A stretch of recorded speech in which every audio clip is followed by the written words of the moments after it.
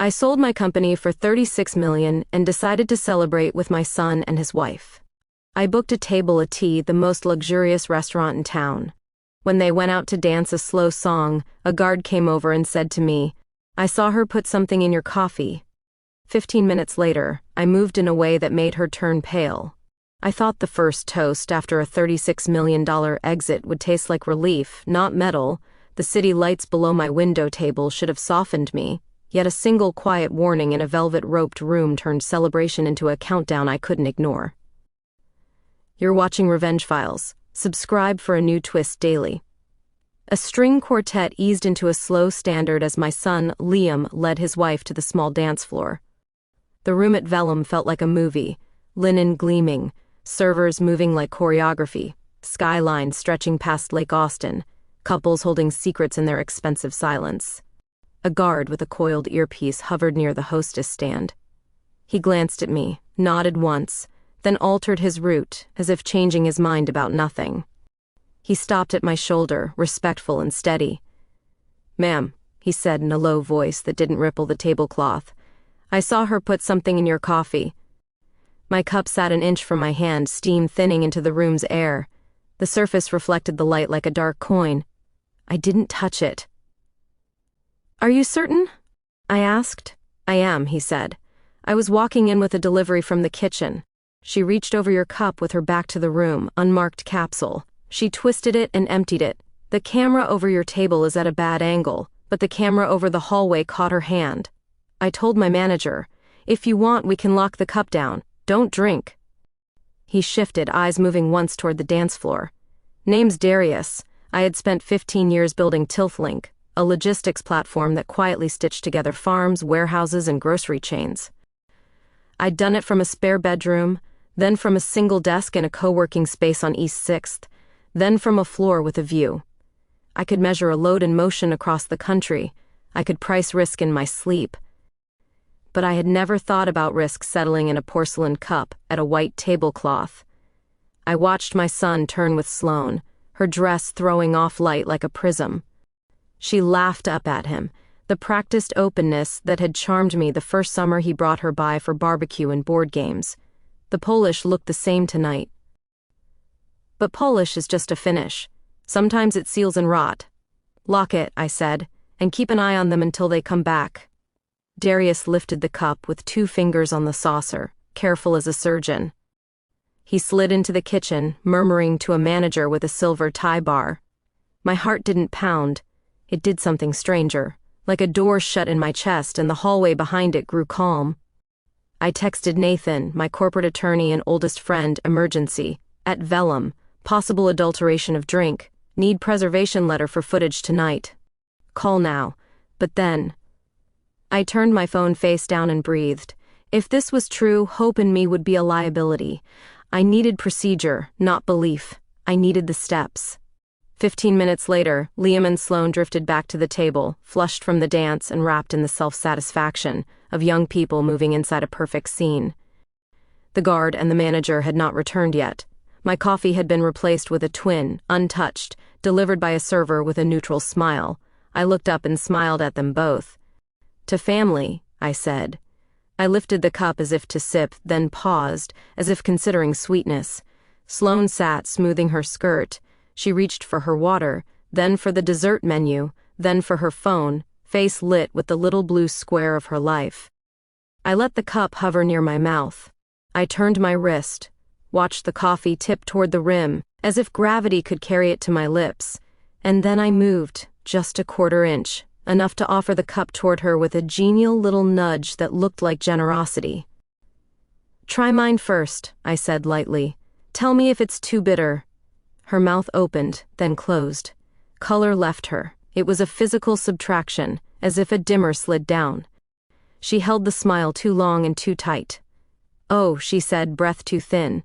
"I'm actually off caffeine after 6. Since when?" I asked, still mild. She blinked, recalibrated. "Since, well, now, except." Darius returned, flanked by the manager. The manager wore a calm that had been ironed many times. "Ms. Norwood," he said, "we've secured your original cup and saucer in the office, and we've saved the feeds from tonight. May we speak privately?" Not without my son, I said. Please sit. And thank you for being swift.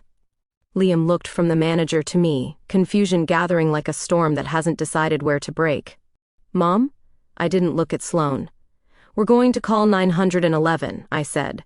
We're going to ask for officers to take custody of the evidence you're holding. We're going to request your footage be preserved. Then I'm going to explain why. Sloane held herself very still. The dessert menu trembled, a paper bird trying to fly. This is ridiculous, she said. What is this, Kate? It's simple, I said. The guard saw you empty a capsule into my coffee. Liam's chair scraped an inch.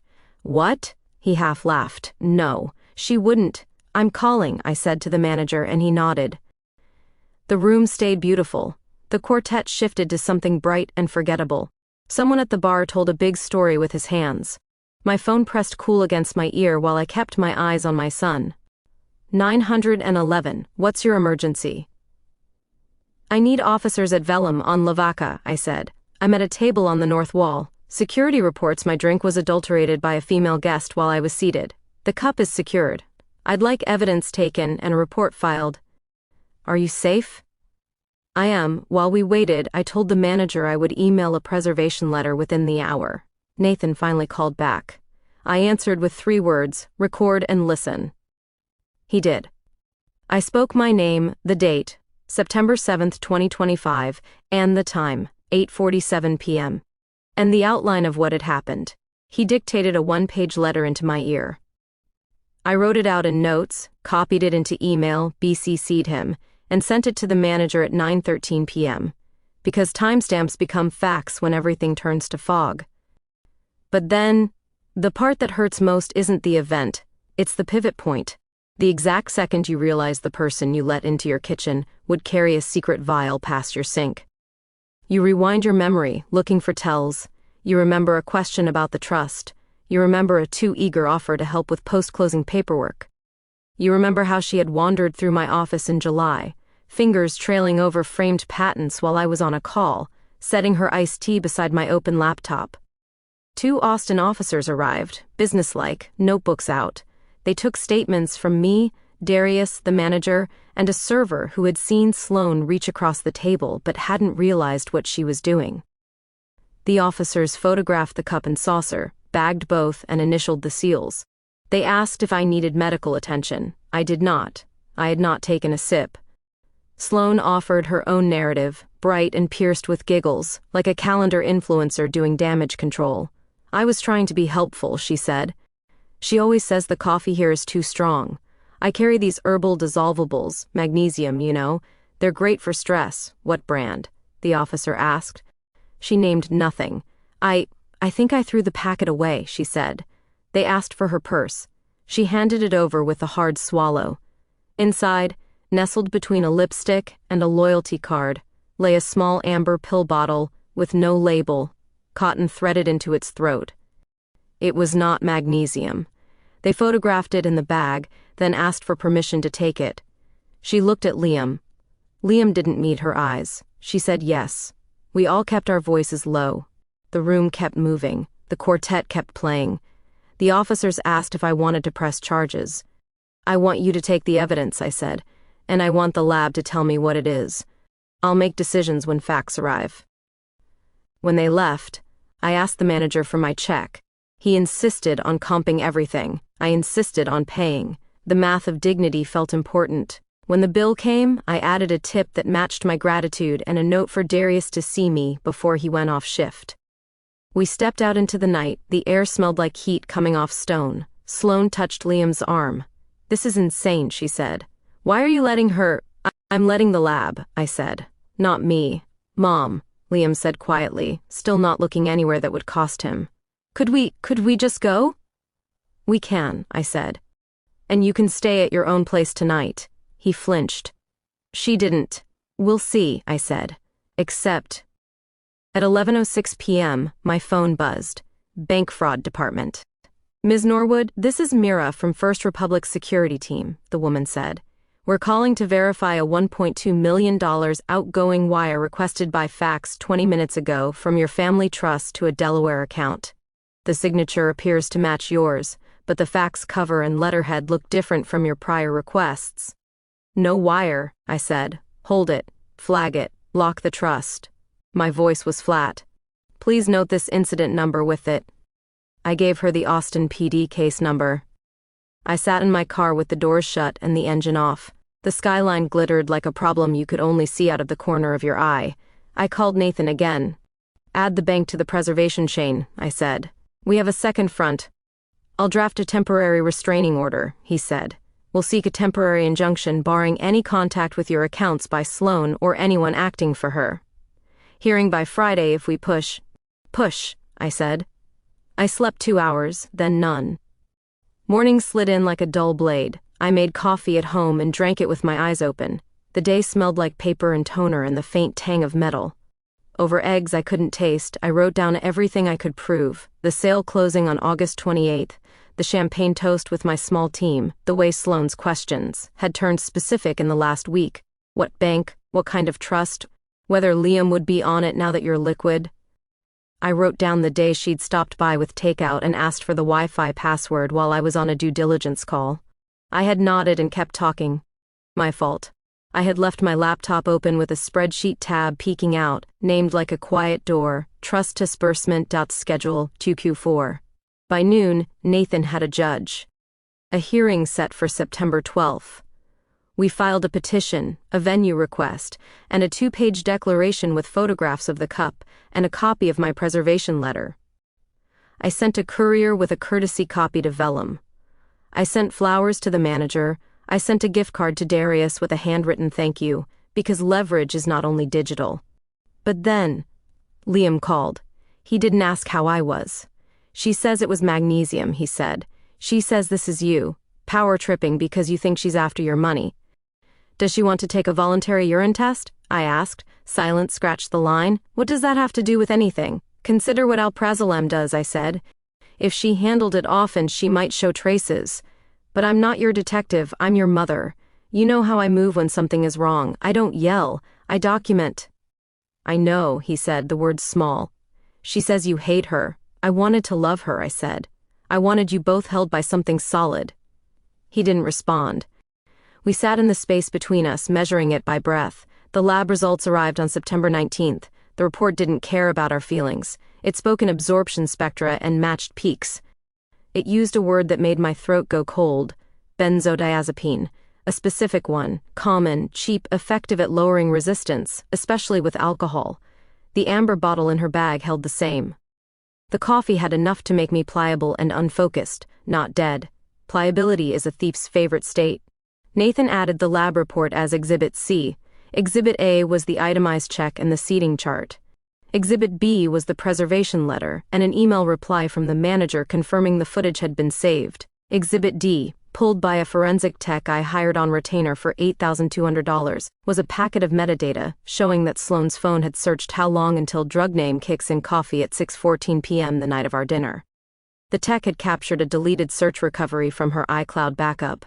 I didn't feel triumph. I felt my heartbeat slow into something that sounded like a machine. At the temporary injunction hearing, we sat at separate tables in a small fluorescent courtroom that made every mistake look ordinary. The judge, Morales, neither smiled nor frowned. She wore fatigue like jewelry. Nathan spoke first, crisp and precise. He didn't dramatize, he stacked facts. The manager from Vellum testified. Darius testified. One server, hands twisting, testified. The officer read from his report. The lab analyst called in on video. I looked at nothing but the judge's pen as it moved, light knocking against the pad. Sloane's attorney argued this was a misunderstanding fueled by my post-transaction paranoia. He called me controlling. He said I'd built a company by controlling the smallest variables and now I needed to control my son. He said words like miscommunication and supplement and misunderstanding until they sounded like a chorus of apologetic houseplants. Then Sloane asked to speak. The judge allowed it, brief and with warnings. Sloane stood, hands already performing innocence. I love Liam, she said, voice softened and bright. I have tried so hard to make Kate feel included in our life. This hurts. I just wanted her to have a nice night. The judge looked at her the way you look at a painting you saw cleverly framed once and now see without the frame. Did you put anything in Ms. Norwood's drink? I don't remember twisting anything, she said. I remember thinking she said the coffee here is bitter. Did you request a wire transfer on September 7? The judge asked. No, Sloane said quickly. I don't touch money that isn't mine. Counsel, the judge said to her attorney. I have a lab report. 2 witnesses who observed a hand over a cup, 1 who saw a capsule, a secured chain of custody, a matching substance in a bag, and a bank attempting to verify a 7-figure wire hours later. I'm issuing a temporary injunction prohibiting Ms. Sloane Hall from accessing, contacting, or attempting to contact any of Ms. Norwood's financial institutions, business associates, or service providers. I'm also issuing a no-contact order for the duration of this action. Violation is contempt. Written order to follow. The pen scratched one last time. The gavel didn't bang, those are for movies. A clerk printed out the orders. They felt like paper but carried weight you only appreciate when you fear paper will be used against you. Except, 2 nights later, my phone lit up again. Liam. Late. She tried to get into my email, he said, voice like gravel. She said it was to check a receipt from Vellum. I told her no. She got angry. She said I had to choose. I'm at a hotel. You don't have to choose, tonight, I said. You just have to sleep. He did. In the morning, he texted that he had asked her to leave. She moved in with a friend who lived like a curated photograph and wore a robe to breakfast. I didn't celebrate. I made a backup of everything I owned. I closed accounts that didn't demand to stay open. I moved the trust to a trustee who owed me nothing but fiduciary duty. I added a clause for disbursement to my son that required a postnuptial agreement if he were married at the time of any major distribution. It didn't punish love. It just refused to underwrite contempt. But then, the district attorney's office accepted the case. A charge was filed, tampering with a consumer product. Weaponized drink in an upscale dining room. Sloane was arrested without drama at a Pilates studio that smelled faintly of eucalyptus and denial. She bonded out in under an hour. Money moves fast when it knows where your wallet is. Her lawyer called Nathan and suggested a meeting. We agreed to one thing. We wouldn't meet to listen to explanations. We would meet to discuss terms if she wanted to own what she had done. She wanted neither. She wanted time. Time has edges when you choose them. I spent mine precisely. I met with my bank's fraud unit and taught a small clinic on what desperation looks like on paper. I wrote a check for $5,000 to a scholarship fund in Darius's name because a man who tells the truth when it will be inconvenient deserves a shape of gratitude that persists. I met with the manager at Vellum and asked him about his staff's safety training. I offered to fund an evening workshop on intervention and evidence handling. He accepted. The mid-roll surge of my life came in a different envelope. A process server knocked on my door with a family court petition bearing my name. The petitioner Sloane, the claim, intentional interference with marital relations and intentional infliction of emotional distress. That old, ugly grift. It asked for damages. It asked for an apology. It asked for me to pay her attorney's fees. One problem, I said to Nathan, flipping through the pages, the stapled edge biting my thumb. She filed this in Dallas County. We live in Travis. He smiled for the first time in 2 weeks. Improper venue is a gift, he said, and this pleading is a feather pillow. We'll move to dismiss. Then we'll sanction if the judge has patience for it. We did. The Dallas judge read it, raised one eyebrow into the rafters, and sent it back where it belonged. Travis County saw it and measured it against our case, and the paper dissolved. The judge issued a short order, claims frivolous. She declined fees but with a look that said, not today, but I have a good long memory. Meanwhile, the DA made an offer. A plea to a lesser count, a year of probation, community service, mandatory counseling, a ban from Vellum and any establishment that served me, and a restitution amount equal to my documented costs. Those costs were precise.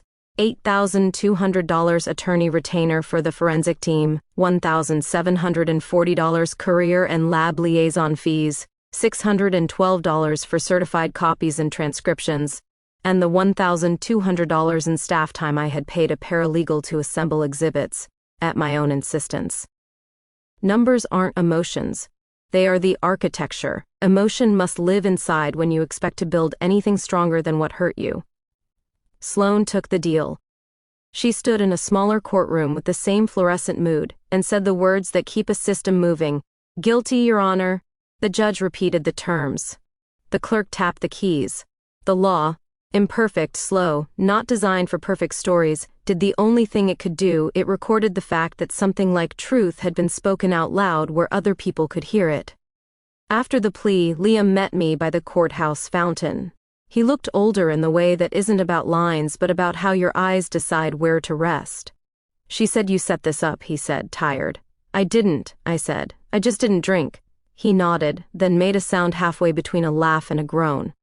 You offered her the cup. I did, I said. That was cruel, he said softly. It was honest, I said. It told me what I needed to know in a room full of people who will forget us by dessert. He sat, elbows on knees, looking at the water spin in the sun. I'll file for divorce, he said. I don't know who I am without all this noise. You're my son, I said. You're a good man who made a choice based on what you wanted to be true. Now you can make one based on what is. He closed his eyes. I touched his back, light as if I were pressing a page into a book to save the place. Except, the last ripple hadn't passed. 2 weeks later, Sloane violated the order. She sent a screenshot of a spreadsheet cell to my phone. Just one cell, a number, $250,000. It was from a tab she had no right to see. The text said, "This what I cost you? I could be much more expensive." I didn't answer. I forwarded it to Nathan. He forwarded it to the DA. The DA filed a motion to revoke. The judge read the text, read the file, then raised that same eyebrow to the rafters and said, "Miss Hall, you will spend 48 hours in county to consider the meaning of the word no. Sometimes justice is a lecture. Sometimes it's a door closing with a sound you feel in your ribs." She did the time. She came out with the same bone structure and a new quiet. I didn't savor any of this. Revenge, when it's real, doesn't feel like a feast. It feels like measuring your house after a storm and finding the studs still true, then paying the carpenters who show up in the rain. Life resumed. The sale money moved into instruments that did not care about my name. My calendar lost half its weight. I learned the rhythms of a morning without a stand-up or a sprint, or a whiteboard bleeding dry erase thoughts. I took a class on ceramics. I bought a used dog who looked like a professor. I mailed Darius a photograph of a scholarship letter with his name spelled right, and a note that said, "Sometimes one sentence saves a life you didn't know was in danger." Liam came by on Sundays. We cooked pasta and burned garlic and carried our plates to the back porch where the live oaks needed trimming, and we both kept pretending they didn't. He said one night, fork halfway to his mouth, when you slid the cup toward her, "What did you expect?" "Information," I said, "and a chance to not be the only one at the table who knew what was inside the room." He nodded. "I froze on the dance floor when I saw the guard lean down," he said. "I didn't know why until later." "You felt the air change," I said. He nodded again. We ate in a silence that had nothing to hide. The last piece I did for myself was a letter, signed and witnessed, filed with my estate binder and a USB key. It said that future disbursements to family would require their own clean boundaries, not to punish, to protect. We can build our own storm shelters. That's not cold, that's care. Months later, I walked past Vellum on my way to a film at the Paramount. The windows reflected a different season of diners. I thought of the first cup and the second. I thought of my hand pausing and then moving. I didn't go in. I didn't need to measure that room again. I went home and poured coffee into my favorite mug. I watched the steam lift like a veil. I stirred once and tasted. It was what it should have been all along. Strong, simple, mine. And I remembered the night I learned to move an inch and listen to the color drain from a lie.